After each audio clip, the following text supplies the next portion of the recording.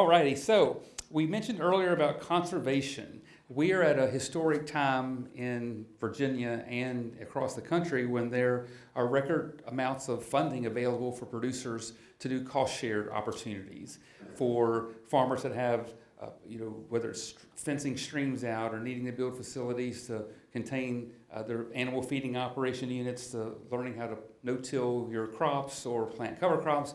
Whatever it is in the world of conservation, there are a lot of cost share dollars available from both the state of Virginia and the federal government. So we wanted to talk a little bit about those two agencies and just letting you know that sometimes to be a good steward requires some assistance, and there are record numbers of funding available out there. So first up, we're going to have Sarah Kravith, who's the district manager from the Appomattox River Soil and Water Conservation District, representing our district. So Sarah, come on up here, and I'll let you introduce your team as well. So thank you. Big hand for Sarah.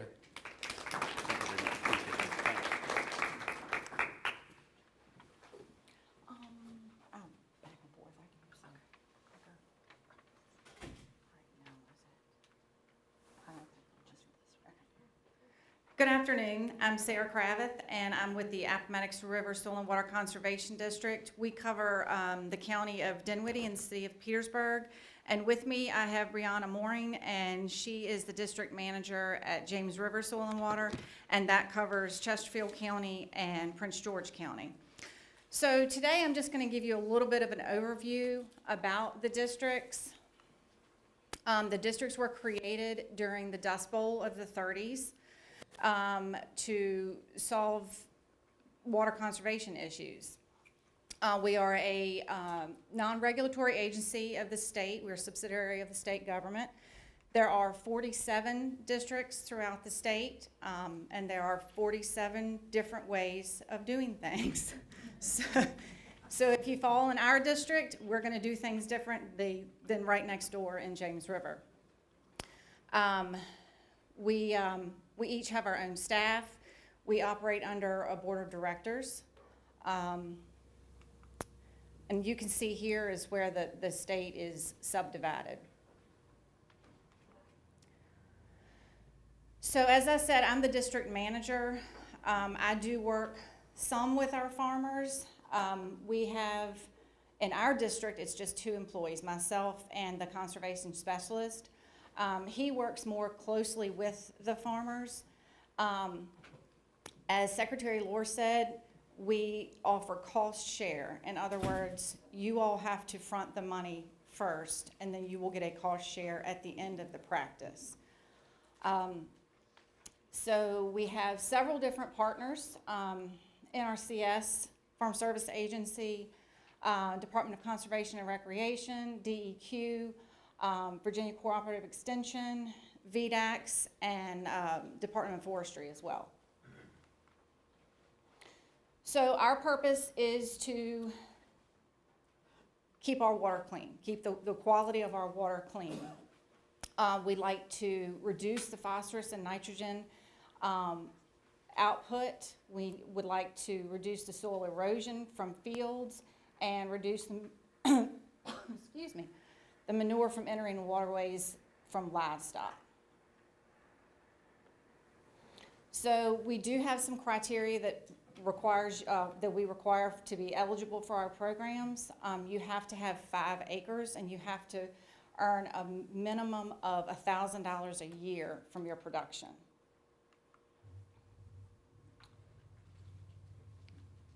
And another important thing is your eligibility is tied to the land, not the precipitant.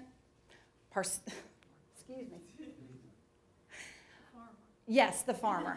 That's much easier. Thank you. The producer.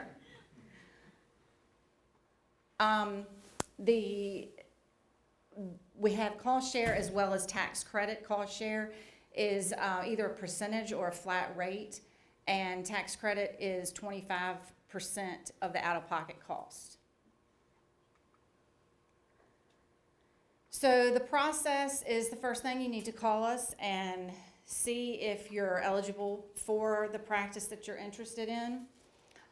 Then you will have a meeting with the conservation specialist. He will either sit down with you and talk to you about your issue or come out to your farm and take a look at things.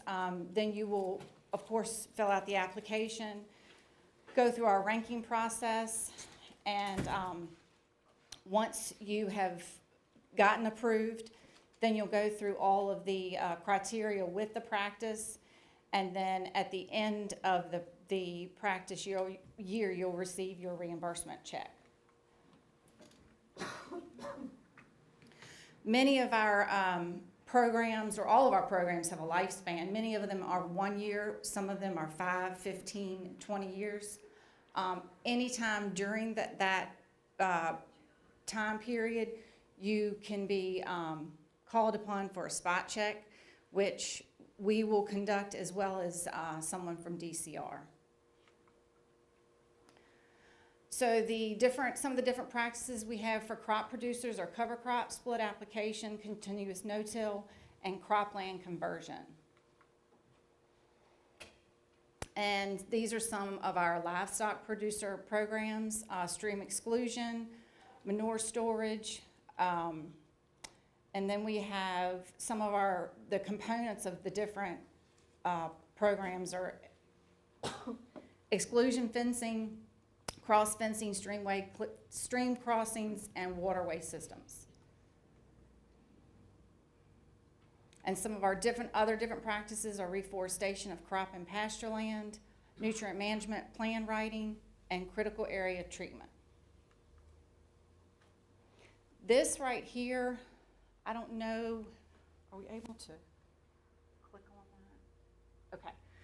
So this is our cost share manual. This is our Bible, so to speak. So anytime we have any questions, this has all of our different programs on it. And if you go back up.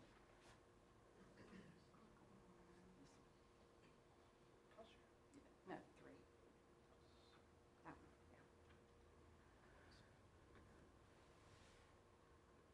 yeah. Okay, so this is a listing of all of the different programs that we offer.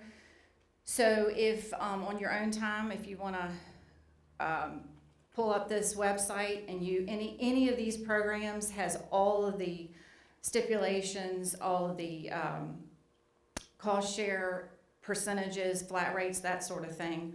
But as you can see here, we offer many different ones. Our district, 95% of what we do is cover crop. I can't speak for Brianna because they do have Chesterfield, which is a little bit more urban than we are. Of course, out in the mountains, they have a whole lot more different programs than we do.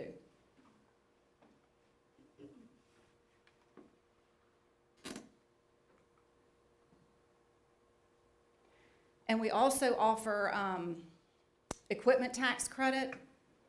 So that's 25% of the cost of the equipment, but it cannot exceed $17,500. To qualify for the credit, you have to be engaged in an agricultural production. You have to have a conservation plan, a nutrient management plan, and you must purchase certain equipment designed to reduce the soil compaction and disturbance.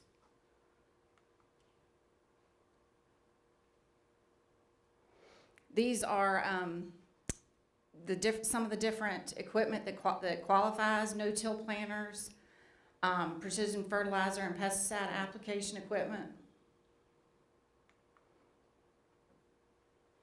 And these are the different things that you'll need to apply for that credit. And that is the end of our presentation, and we'll be available to answer any questions at the end.